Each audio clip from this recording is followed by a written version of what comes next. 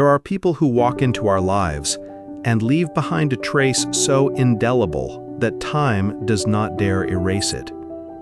Their presence echoes through our thoughts, their voices resurface in our dreams, and their absence, ironically, continues to shape our days. And yet, the journey of being human is not about forgetting them. It's about understanding that not all who come are meant to stay, and not all who leave take everything with them.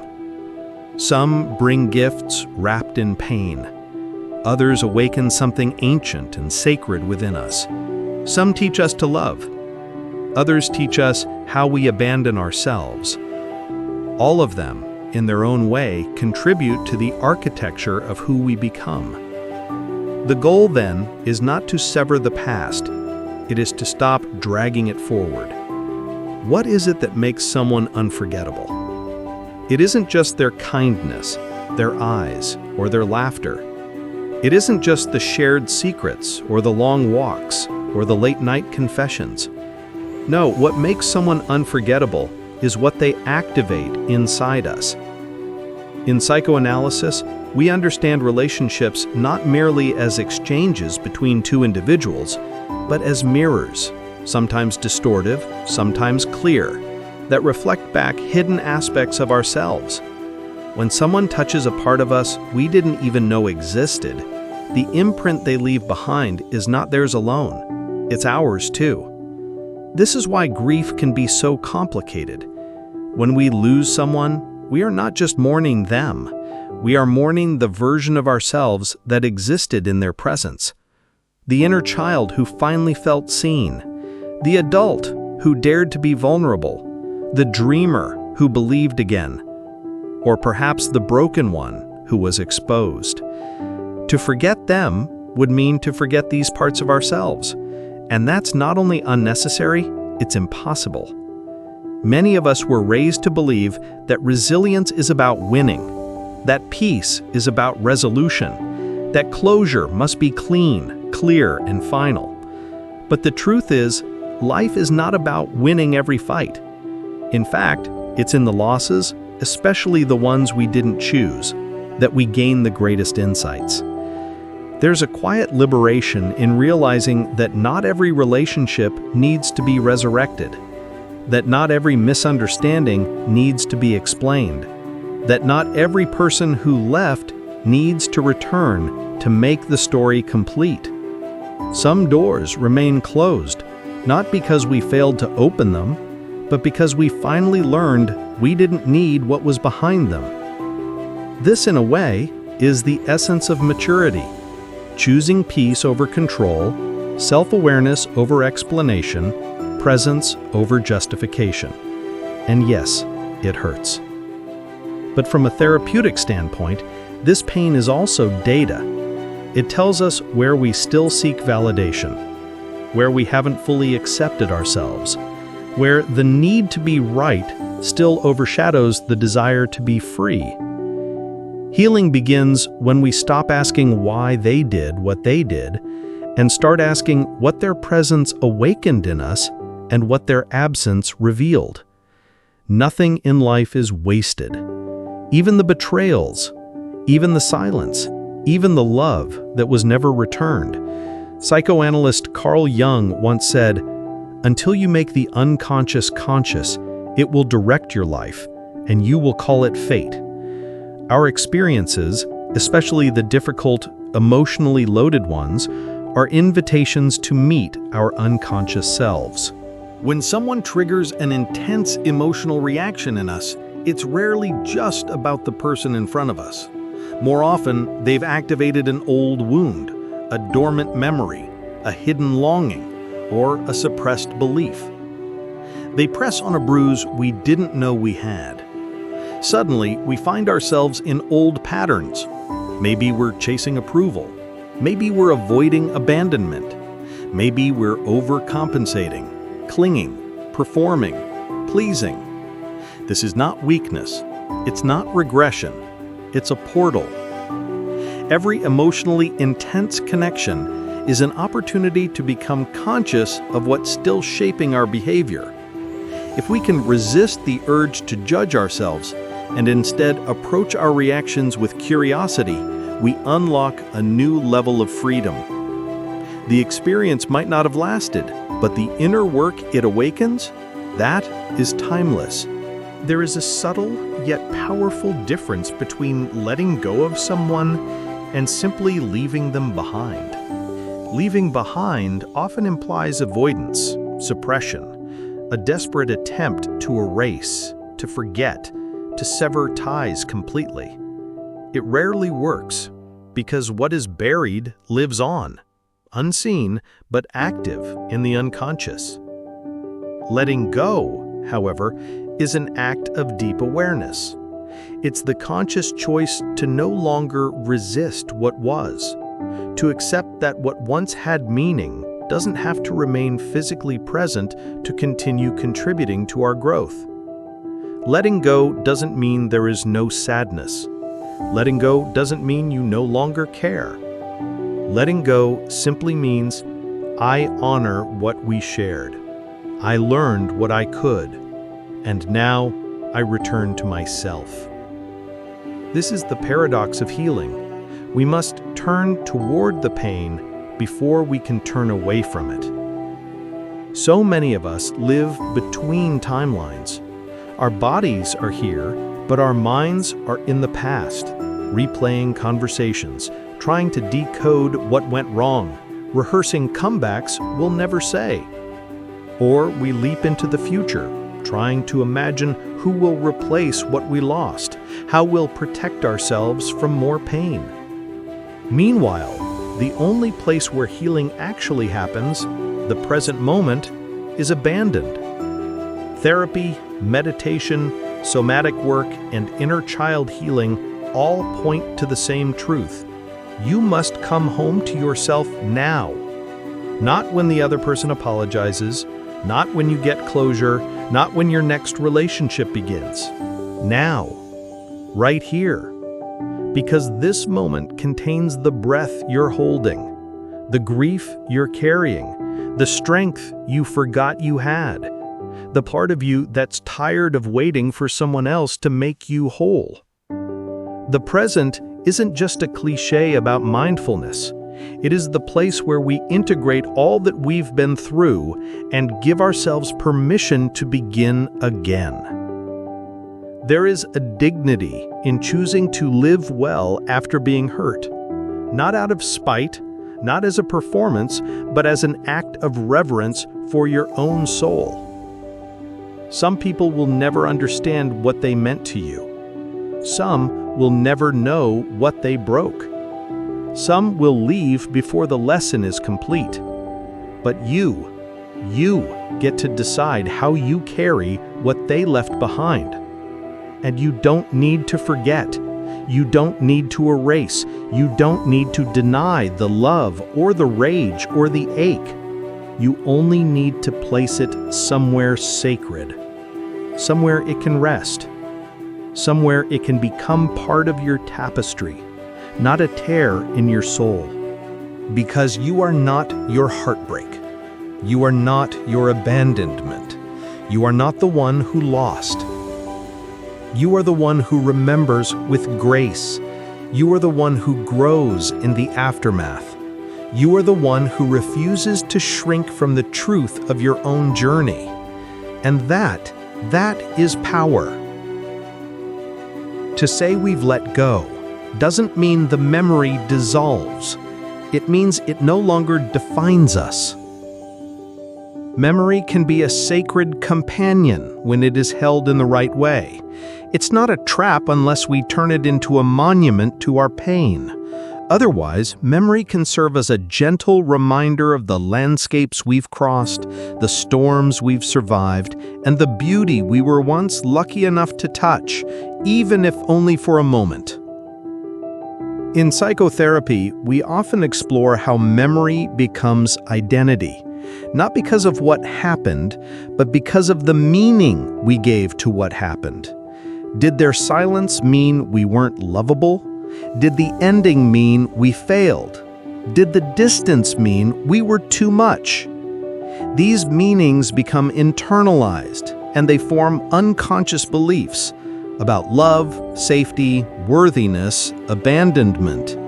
But here's the liberating truth. What happened is unchangeable, but the meaning is not. We can rewrite the emotional contract we made with the past. We can say, that person left and it was painful, but their leaving is not evidence of my inadequacy. It's evidence of the impermanence of life and my capacity to feel deeply. We can say, that love ended, but it taught me how to open. That relationship fractured, but it taught me where I still needed healing. In this reframing, the past no longer imprisons us. It initiates us. Not every chapter ends with the sense of resolution. Sometimes the final sentence is silence. Sometimes people disappear mid-paragraph. Sometimes we don't get the answers we crave. From a narrative psychology standpoint, this is profoundly frustrating. We are meaning-making creatures, wired to seek patterns, coherence, completion. We want stories that make sense, clean arcs, satisfying conclusions.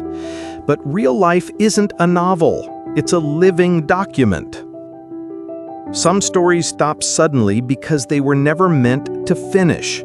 They were meant to begin something inside you, a new self-concept, a new boundary, a new hunger, a new wound to tend to. We don't need to reopen every story just to write a better ending. We only need to understand what part of ourselves was born in that moment of rupture. Maybe we found courage in the breakdown. Maybe we learned to speak. Maybe we finally chose ourselves. Maybe we stopped chasing ghosts. Every cycle that closes births a new version of you. And every version of you is worthy of being seen even if no one from your past sticks around to witness it. Here is a beautiful, heartbreaking paradox. The best parts of how someone made you feel were never about them. They were about you. They might have sparked it, but they didn't create it. What they activated, the warmth, the excitement, the vulnerability, the love, those feelings were always yours. They just lit the match. This is crucial to understand when we're grieving someone who felt like a soulmate, or when we're fixated on a person who opened our hearts in ways we'd never experienced before. Yes, they were a catalyst, but the fire came from within you. This realization can feel like loss at first because it confronts the illusion that we need them to feel that way again. But with time, it becomes empowering. Because if it lived in you once, it lives in you still. Because if it was real once, it can be real again. Maybe deeper, more conscious, more self-honoring. Because no one owns your emotional aliveness. They just reminded you it existed. In Buddhist philosophy, suffering arises not from love itself, but from attachment to how love should look, last, or behave. We suffer when we try to freeze moments, trap people in fixed roles, or demand permanence in a world that is always shifting. Letting go of someone, then, is not a denial of love. It's the elevation of love. It's saying, I don't need you to still hold what you gave me. I don't need you near to honor what we shared. I can love you from a distance, without clinging, without waiting, without needing you to be anyone other than who you chose to become. This is one of the deepest forms of spiritual maturity, and it's not easy. Our psyches often confuse attachment with identity. We internalize relationships as extensions of our own self-concept. So when someone leaves, it can feel like part of us has been amputated.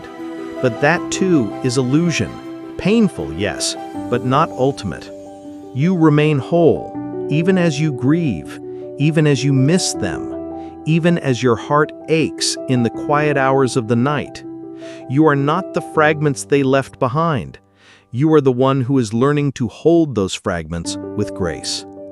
In Jungian psychology, the process of individuation, the path towards psychological wholeness, involves making peace with the symbolic meaning of our life experiences. That person who broke your heart, they might symbolize your longing to be chosen. The one who disappeared, they might symbolize a recurring wound of emotional abandonment. The relationship that ended abruptly, it might symbolize your fear of instability or loss of control. When we shift from seeing people as characters in our personal drama to seeing them as symbols in our inner myth, everything changes. We stop trying to win them back. We stop needing apologies. We stop rehearsing arguments.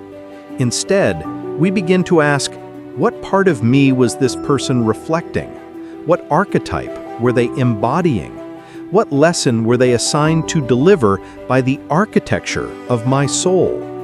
This is not spiritual bypassing. It's not denying the pain. It's deepening our capacity to transform it. Because the real purpose of every encounter is not to complete you. It's to awaken you. And sometimes that awakening can only happen through rupture. There is a quiet, noble strength in those who move forward without bitterness. It doesn't mean they weren't broken. It doesn't mean they didn't cry alone at 2 a.m. It doesn't mean they didn't long, at least once, for a different ending. It just means they chose to live in alignment with what life gave them, not in resistance to what it withheld. This kind of acceptance is not resignation, it's wisdom. It says, "This is not what I wanted, but I will meet it with dignity." It says, "I will not let this moment define all moments." It says, "My soul is vast enough to carry pain without becoming it." In therapeutic language, this is a shift from reactivity to integration.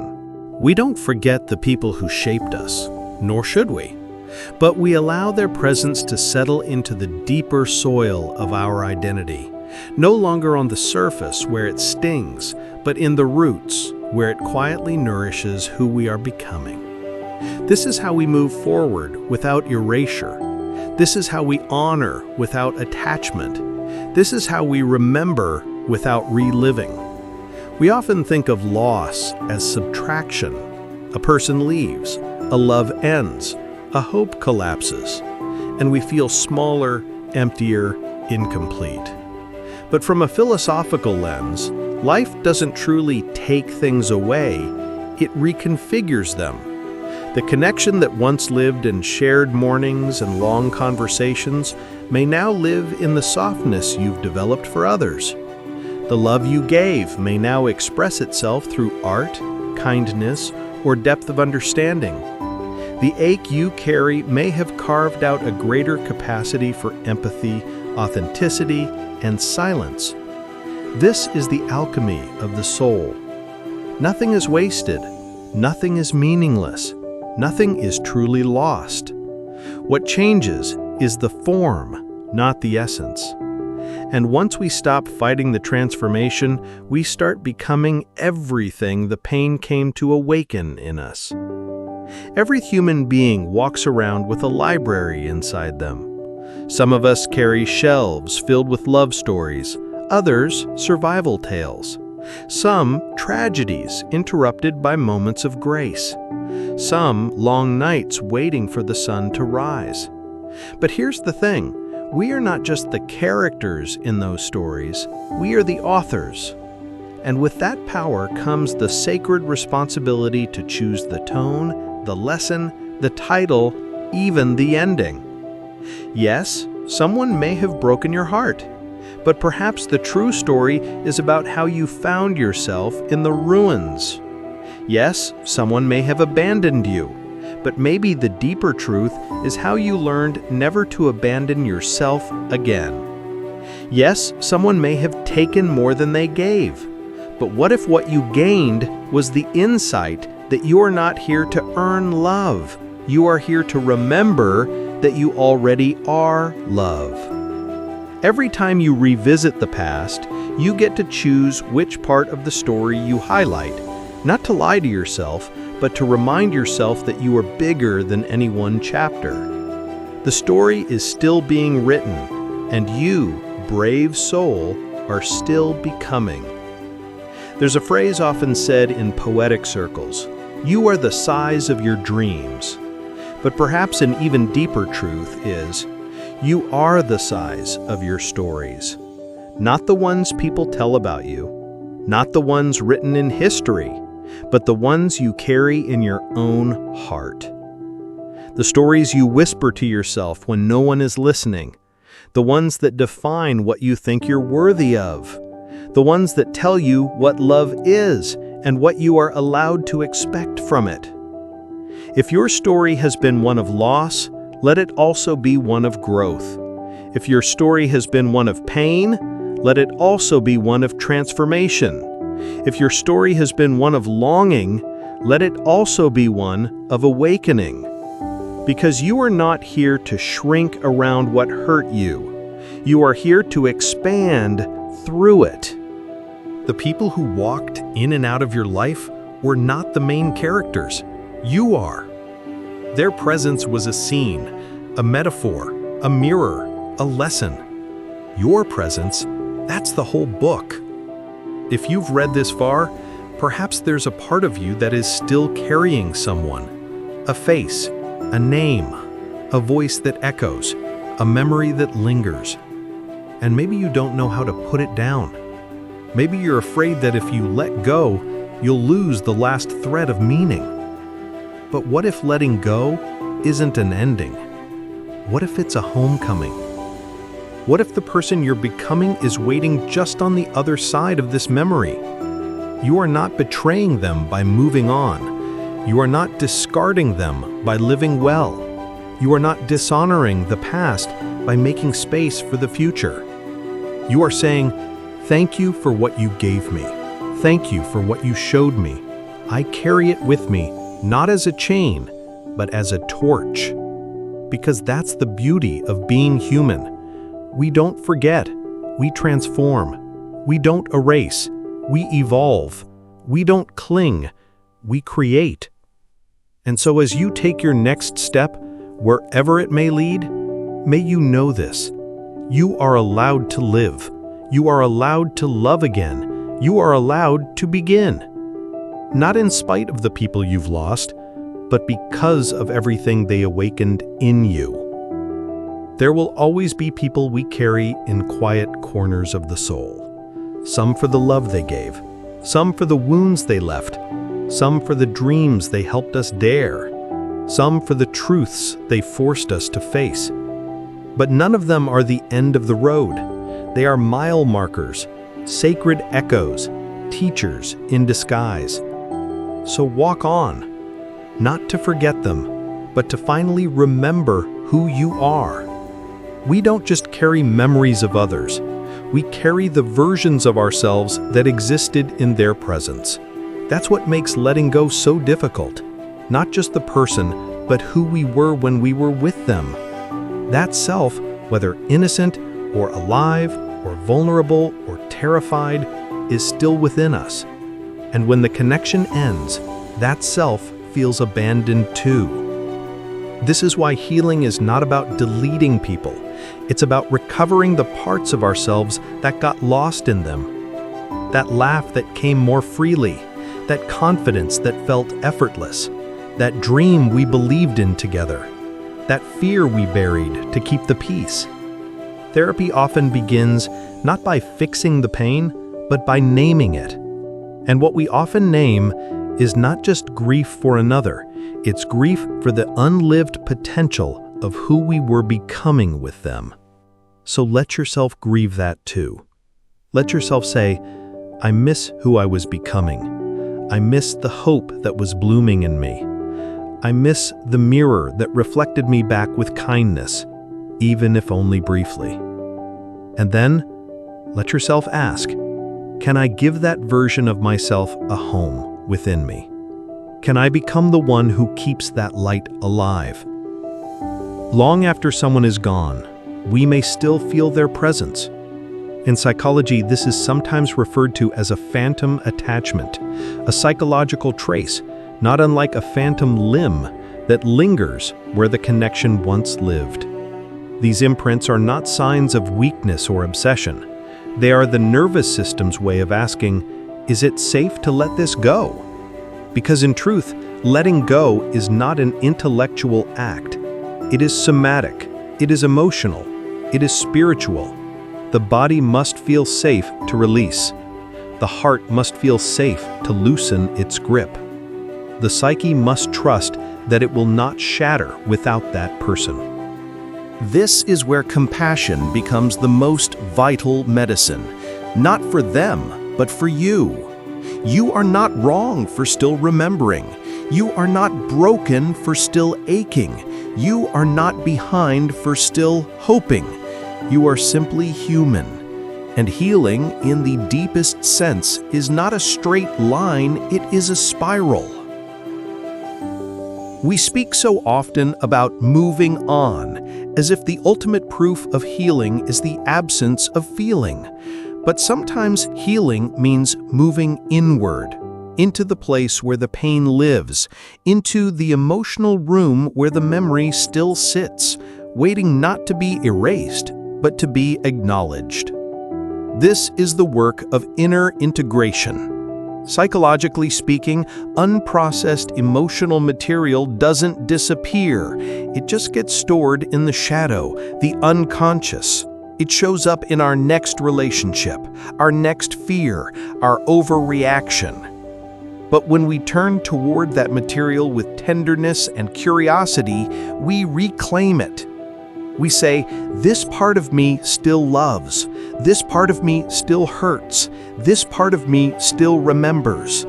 And in doing so, we create space for that part to evolve rather than stay stuck. Healing doesn't mean forgetting. It means weaving the pain into the fabric of your wisdom. Even those who broke you gave you something. That may feel unfair, infuriating. It may feel like betrayal to even consider the gifts inside the wound. But here's a truth that the soul recognizes. The people who disappointed you also revealed your boundaries. The people who left you also revealed your resilience. The people who didn't choose you revealed your need to choose yourself. It doesn't make their actions right. It doesn't excuse the harm, but it does remind you that nothing that happened to you needs to be wasted. Every experience is a teacher. Every wound has a whisper. Every ache contains a message. The question is not just, what did they do to me? The deeper question is, what did life invite me to learn through them? When you begin to see your life through that lens, even the hardest moments begin to feel meaningful. Not justified, but transformed. Many of us hold on to the idea that one person was supposed to be our redemption story. The one who would finally stay, the one who would make it all make sense, the one who would love us in a way no one else could. This belief is tender, and it's often rooted in our earliest attachment wounds. It's the inner child saying, maybe this time I'll be enough. But here's the truth. There is no one person who can save you. And that's not a tragedy. That's your liberation. Because the more you let go of the fantasy of being saved, the more you realize you've been saving yourself all along, with every boundary, with every cry that no one saw, with every time you got up again. You don't need someone to finish the story. You are the ending you've been waiting for. Sometimes when we lose someone, we leave parts of ourselves behind with them. The passion we expressed only in their presence, the softness we allowed only in their embrace, the vulnerability we dared to show but no longer feel safe expressing.